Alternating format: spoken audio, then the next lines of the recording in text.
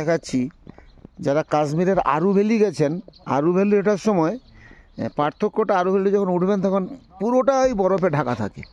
দেখুন ওই জোনটা, ওই অ্যাঙ্গেলটা দেখুন, যারা আরু ভ্যালি গেছেন বলতে বুঝতে পারবেন, পুরোই বরফে ঢাকা থাকে এই লোকেশানটা।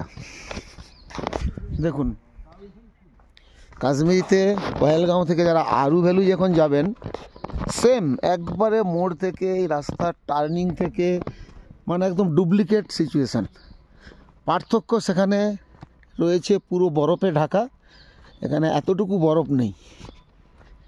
সেটা ছিল আরু ভ্যালি, আর এটা হচ্ছে দার্জিলিংয়ের লামাহাট্টা।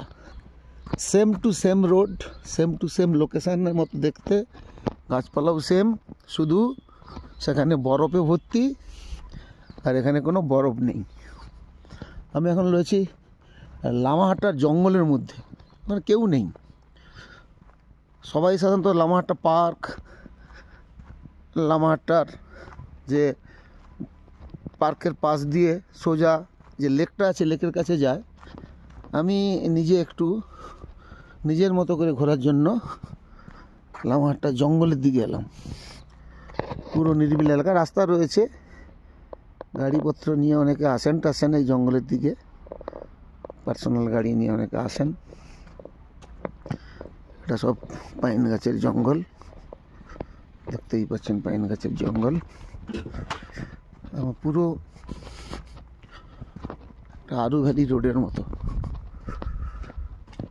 যারা প্রকৃতিকে ভালোবাসেন তারা এসব জায়গায় যদি এসে হারিয়ে যান, দুর্দান্ত লাগবে। ভয় অন্য কিছু নয়, যদি বাঘ ভালুক না বেরোয় কোনো ভয় নেই।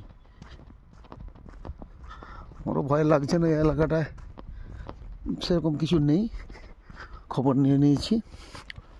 কিন্তু দারুণ জায়গা, দেখতে থাকুন। কিছুটা দেখাচ্ছি আপনাদের, এক্সপ্লোর করে কিছুটা দেখাবো।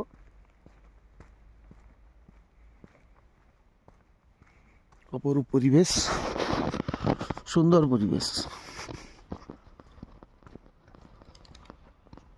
নিস্তব্ধ। শীতের সময়, আগামী দিন আশা করি সব রাস্তা পাকা হবে। তো পাকা হলেও হবে কি, এদিকে তো কোথাও যাওয়ার ব্যাপার নেই।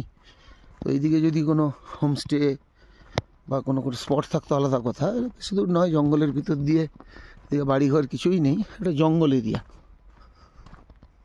জঙ্গলের দিকে যাচ্ছি, জঙ্গল জঙ্গল জঙ্গল।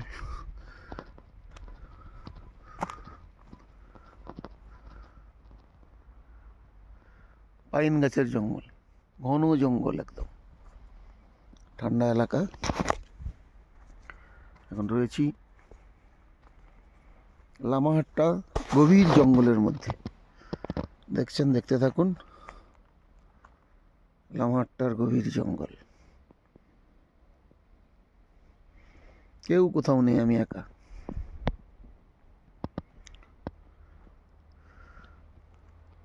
দেখতে থাকুন,